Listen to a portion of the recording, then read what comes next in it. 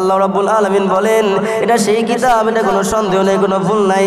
আল্লাহ রাব্বুল আলামিন যে এই কিতাবটা আমাদেরকে দিলেন, পৃথিবীতে অনেক প্রকারের বই আছে, অনেক প্রকারের গ্রন্থ আছে, প্রত্যেকটা বইয়ের কোনো না কোনো ভুল আছে। যে লেখক বই লেখে, বই লেখার পরে শেষে লেখক বলে দেয় যে আমি এই কিতাবটা লিখেছি, এই কিতাবের মধ্যে যদি কোনো বইয়ের মধ্যে যদি কোনো ভুল থাকে তাহলে একটা নাম্বার দিয়ে থাকে, এই নাম্বারে আমাকে জানিয়ে দিলে পরবর্তীতে আমি সংশোধন করে দিব। আল্লাহ রাব্বুল আলামিন আমাদেরকে যে কিতাবটা দিলেন, এই বই কোরআনটা দিলেন, এই কোরআনের বাড়ি কোথায়, এই কোরআন কোথায় ছিল, এই কোরআন কিভাবে আমাদের উপর আসলো, এই কোরআন কার উপর নাজিল হইল, আল্লাহ রাব্বুল আলামিন আমাদেরকে যে কোরআনটা দিলেন এই কোরআনের বাড়ি কোথায়, আল্লাহ রাব্বুল আলামিন কোরআনের মধ্যে ডাক দিয়ে বলতেছেন বাল হুয়া কুরআনুম মাজিদুম ফি লাউহিম মাহফুজ। আল্লাহ রাব্বুল আলামিন আয়াতের মধ্যে বলেন, আল্লাহ রাব্বুল আলামিন আয়াতের মধ্যে বর্ণনা করতেছেন এটা পবিত্র গ্রন্থ, এটা সেই কোরআন, এটা লৌহে মাহফুজে পবিত্র অবস্থায় লিপিবদ্ধ অবস্থায় ছিল।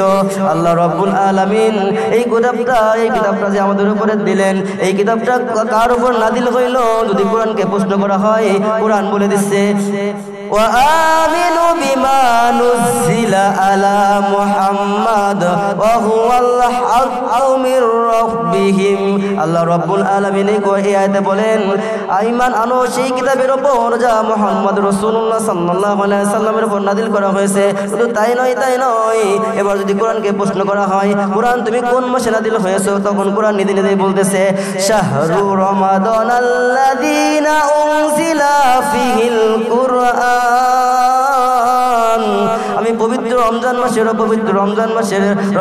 মাসে নাজিল হয়েছি। শুধু তাই নয়, এবার যদি কোরআনকে প্রশ্ন করা হয় ঠিক আছে তুমি রমজান মাসে নাজিল হয়েছো, তুমি কোন সময় নাজিল হয়েছো, তুমি রাতে নাজিল হয়েছো না সকালে নাজিল হয়েছো না বিকালে নাজিল হয়েছো, আল্লাহ রাব্বুল আলামিন আল্লাহ রাব্বুল আলামিনের সেই গ্রন্থ কোরআন বলে দিচ্ছে সূরাতুল কদরে আল্লাহ রাব্বুল আলামিন বলে দিচ্ছে ইন্না আনজালনাহু ফি লাইলাতিল কদর।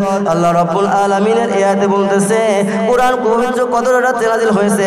শুধু তাই নয়, এবার কোরআনকে যদি প্রশ্ন করা হয় কোরআন তুমি নাজিল হয়েছো ঠিক আছে, তোমার উদ্দেশ্য কি, তুমি কেন নাজিল হয়েছো, তোমার ফায়দা কি, তখন কোরআন উত্তর দিচ্ছে লিতুখরিজান নাসা মিনাল যুলুমাতি ইলান নূর। আল্লাহ রাব্বুল আলামিন আয়াতের উপর আল্লাহ রাব্বুল আলামিন বলতেছে, আল্লাহ রাব্বুল আলামিন কোরআন বলে যে আমার মিশন হচ্ছে আমি গোটা মানুষকে অন্ধকার থেকে টেনে আলোর দিকে নিয়ে আসা আমার উদ্দেশ্য, আমার মিশন। শুধু তাই নয়, আল্লাহ রাব্বুল আলামিন যে কোরআনটা নাযিল করলো পুরা মানুষকে অন্ধকার থেকে টেনে আলোর দিকে নিয়ে আসলো, এটা তার উদ্দেশ্য। তাই নয়, এখন যদি কোরআনকে প্রশ্ন করা হয় ঠিক আছে তুমি আলোর দিকে নিয়ে আসলা, তোমার ফায়দা কি, তখন কোরআন নিজেই বলতেছে ফামান তাবিয়া হুদা ফালা খাউফুন আলাইহিম ওয়ালা হুম ইয়াহজানুন। আল্লাহ রাব্বুল আলামিন এতে বলতেছে যদি তোমরা কোরআন সমাজে মানো, রাষ্ট্রে মানো, সংসদে মানো, যেখানেই মানো, তোমরা কোরআন যদি যেখানেই মানো সেখানে তোমার কোনো ভয় থাকবে না, কোনো চিন্তাও নাই। শুধু তাই নয় মুসলমান, এই কোরআন দিয়ে যদি তুমি তোমার জীবনকে সাজাও, এই কোরআন দিয়ে যদি তুমি তোমার পরিবারকে সাজাও, এই কোরআন দিয়ে যদি তুমি তোমার সমাজকে সাজাও, এই কোরআন দিয়ে যদি তুমি তোমার সংসদকে সাজাও, তাহলে আজকে তো পৃথিবীতে চুরি থাকবে না, বাটপারি থাকবে না, জিনা থাকবে না, লুটতরাজ থাকবে না। কোরআনের আইন যদি আমরা মানতে যাই, যদি কোনো ব্যক্তি চুরি করে কোরআনের আইনে তাকে হাত কেটে দাও, যদি কোনো ব্যক্তি জিনা করে কোরআনে আছে তুমি তাকে আধা পরিমাণ মাটির নিচে কেড়ে পাথর মেরে নিক্ষেপ করে মেরে ফেলাও। তাই আমি কোরআন যদি বাংলার জমিনে জারি করা হয়, এই কোরআনের আইন যদি বাংলার জমিনে শাসন করা হয়, এই কোরআনের আইন যদি বাংলার জমিনে প্রতিষ্ঠা করা হয়, আমার বিশ্বাস হয় আজকে সমাজ থেকে মদ জুয়া জিনা ব্যভিচার সব কিছু চলে যাবে। বলুন ঠিক না বেঠিক? আল্লাহ রাব্বুল আলামিন আমাদের উপরে যে কোরআন দিলেন, শুধু তাই নয়, এই কোরআন যদি কোনো মুসলমান আঁকড়ে ধরে, এই কোরআনের উপর যদি কোনো মুসলমান আমল করে, এই কোরআনে যে পথটা দেখিয়েছেন সেই পথে যদি কোনো মুসলমান চলে, তাহলে কাল কিয়ামতের ময়দানে এই কোরআন আপনাকে সাক্ষী দিবে, এই কোরআন আপনার নাজাতের দরিয়া হয়ে যাবে, এই কোরআন আপনাকে শাফায়াত করবে। শুধু তাই নয় রে মুসলমান, মুসলমান, যদি তুমি কোরআনটা পরিপূর্ণ পড়ো, যদি তুমি কোরআনটা কোরআনের কোন অক্ষর তেলাওয়াত করো, আল্লাহ রাব্বুল আলামিন বলেন, আল্লাহ রাব্বুল আলামিন যদি এই কোরআনটা পরিপূর্ণভাবে তেলাওয়াত করো, মহানবী রাসূলুল্লাহ সাল্লাল্লাহু আলাইহি ওয়াসাল্লামের একটি হাদিস, খায়রুকুম মান তাআল্লামাল কুরআন ওয়া আল্লামা, তোমাদের মধ্যে সেই ব্যক্তি উত্তম যে কোরআন শিখে এবং অপরকে শিক্ষা দেয়। শুধু তাই নয় মুসলমান, আল্লাহ রাব্বুল আলামিন কোরআনের মধ্যে বলেন, ওয়ারাতিলিল কুরআন তারতিলা, তোমরা কোরআন তেলাওয়াত করো সুস্পষ্ট ধীরে ধীরে শুদ্ধভাবে। শুধু তাই নয় কোরআন শরীফের একটি আয়াত তেলাওয়াত করলে 10টি করে নেকি হয়। যেমন কোরআনের মধ্যে আছে আলিফ লাম মিম তা সিন ইয়াসিন তাহা, এই যে হরফগুলো আপনি তেলাওয়াত করলেন, আপনি বুঝে করলেন বা না বুঝে করলেন, সব দেওয়ার মালিককে আমার আল্লাহ তাআলা প্রত্যেকটা হরফের বদৌলতে আল্লাহ তাআলা আপনাকে 10টি করে নেকি দিয়ে দেবে, বলি সুবহানাল্লাহ। শুধু তাই নয় মুসলমান, আপনি যদি কোরআনের আইন যদি সমাজের ভিতরে চালু করে দেন, আপনি যদি কোরআনের আইন যদি সমাজের ভিতরে চালু হয়ে যায়, তাহলে সমাজের ভিতরে শান্তি ফিরে আসবে। শুধু তাই নয় রে মুসলমান, যদি এই কোরআনের আইন প্রত্যেকটা মুসলমান মানে, যদি এই কোরআনের আইন প্রত্যেকটা মুসলমান মেনে চলে, তাহলে প্রত্যেকটা মুসলমানের জিন্দেগি পরিপূর্ণ হয়ে যাবে।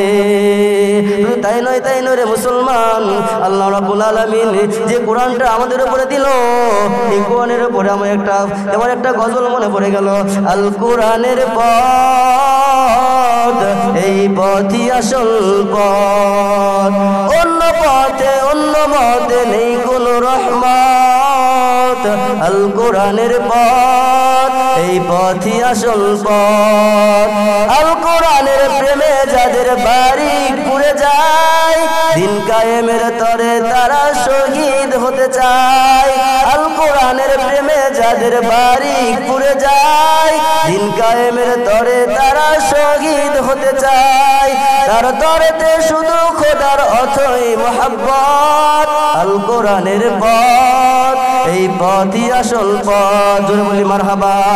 আল্লাহ রাব্বুল আলামিন আমাদেরকে যে কোরআনটা দিল, এই কোরআনের গুণগান করে শেষ করা যাবে না, এই কোরআনের মুজিজা বলে শেষ করা যাবে না। যদি সারা রাত আমি কোরআন সম্পর্কে আলোচনা করি, তাহলে এই কোরআনের আলোচনা শেষ হবে না। তাই আল্লাহ রাব্বুল আলামিন আমাদেরকে কোরআনটা দিল। ও মুসলমান ভাইরা রে আমার, আমাদের কোরআনটাকে আঁকড়ে ধরতে হবে, আমাদের কোরআনটাকে শক্ত করে ধরতে হবে, কোরআনের ভিতরে যে নীতি নিয়মগুলো আছে সেগুলো মানতে হবে, সে অনুযায়ী আমাদের জীবন পরিচালনা করতে হবে, তাহলে আমরা ইহকালেও শান্তি পাবো, পরকালেও শান্তি পাবো, বলি ঠিক না বেঠিক? সমাধান চাও যদি জীবনে মরণে, ফিরে যাও খুঁজে নাও চোখ রাখো কোরআনে, সমাধান চাও যদি জীবনে মরণে, ফিরে যাও খুঁজে নাও চোখ রাখো কোরআনে, এ তো চির অম্লান চির মুক্তির ডাক, এ যে মহাবাণী আল্লাহর কোরআনে পাক, বলি সুবহানাল্লাহ। সমাধান চাও যদি জীবনে মরণে, ফিরে যাও খুঁজে নাও চোখ রাখো কোরআনে। মুসলমান ভাইরা আমার, কোরআন নিয়ে যদি আলোচনা করি, তাহলে আজ কোরআনের আলোচনা শেষ হবে না। তাই আমি আপনাদেরকে যতটুকু বিষয় বুঝাইতে চাইলাম যে কোরআনের বাড়ি কোথায়, কোরআন কোথা থেকে আসলো, কোরআন কার উপর নাজিল হইলো, কোরআন কিভাবে আসলো, কোরআনের সম্পর্ক কি ছিল, কোরআন দ্বারা আমাদের জীবনটাকে সাজাইতে হবে, কোরআন দ্বারা আমাদের জীবনটাকে মজবুত করতে হবে, কোরআনের ভিতরে যে আইনগুলো আছে এই আইনগুলো শক্ত করে আমাদের ধরতে হবে। যেমন একটা রশি দিয়ে যেমন একটা গাছকে গিট্ট দেওয়া হয়, এমন যদি কোরআনের আয়াত দ্বারা আমাদের জীবনটাকে যদি আমরা গিট্ট মেরে শক্তভাবে ধরি, তাহলে মনে হয় না আমরা পাপ কাজ করব, মনে হয় না আমরা সুদ খাবো, মনে হয় না আমরা জিনা করব, মনে হয় না আমরা পাপের রাস্তায় যাব, মনে হয় না আমাদের শয়তান ধোঁকা দিবে। যদি আমরা অল টাইম কোরআনের আইন অনুযায়ী জীবন সাজাই, যদি আমরা অল টাইম কোরআনের আইন অনুযায়ী নামাজ পড়ি, যদি আমরা অল টাইম কোরআনের অনুযায়ী জীবনটা সাজাই, তাহলে মনে হয় না আমাদের জিন্দেগিতে কোনো পাপ হবে। তাই আমি আপনাদেরকে বলে যাই, আসুন কোরআনের ছায়াতলে আসুন, কোরআনের আইনকে মেনে নিন, কোরআনের উপর জীবনকে পরিচালনা করুন। কোরআনের উপর যদি আপনি জীবন পরিচালনা করেন, তাহলে আপনার ইহকালেও শান্তি হবে, পরকালেও শান্তি হবে। পৃথিবীতে যত বিজ্ঞানী আছে, যত দার্শনিক আছে, এই কোরআন পড়ে পড়ে তারা আজকে বিজ্ঞানী হয়েছে, এই কোরআন পড়ে পড়ে তারা আজকে দার্শনিক হয়েছে। আমরা যদি প্রাচীন যুগে ফিরে যাই, তাহলে প্রাচীন যুগে ফিরে গেলে আমরা প্রথমত কি ছিলাম? প্রাচীন যুগে ফিরে গেলে মানুষ গরুর গাড়ি দিয়ে চলাফেরা করতো। আর এখন মানুষ কি করে? এখন মানুষ রকেট দিয়ে, এরোপ্লেন দিয়ে আকাশের উপর চলাফেরা করে। এটা হচ্ছে বিজ্ঞানের আবিষ্কার। এই বিজ্ঞানীরা কিভাবে এটা আবিষ্কার করছে? কোরআন পড়ে পড়ে এটা আবিষ্কার করছে, কোরআনকে রিসার্চ করে করে এটা আবিষ্কার করছে, কোরআনকে পড়ে পড়ে এটা তৈরি করছে। শুধু তাই নয় রে মুসলমান, এই কোরআনের বদৌলতে, এই কোরআনের মায়া, এই কোরআনের বদৌলতে, এই কোরআনের মায়ায়, আর কোরআনের মায়ায় যারা কোরআনের দাওয়াত বুঝে না, যারা কোরআনের দাওয়াত নেয় না, যারা কোরআনের দাওয়াত কবুল করে না রে মুসলমান, তারা হচ্ছে ফিরআউনের দলের লোক, তারা হচ্ছে আবু জাহেলের লোক। শুধু তাই নয় রে মুসলমান, আজকে কোরআনের দাওয়াত দিলে আমরা বুঝি না।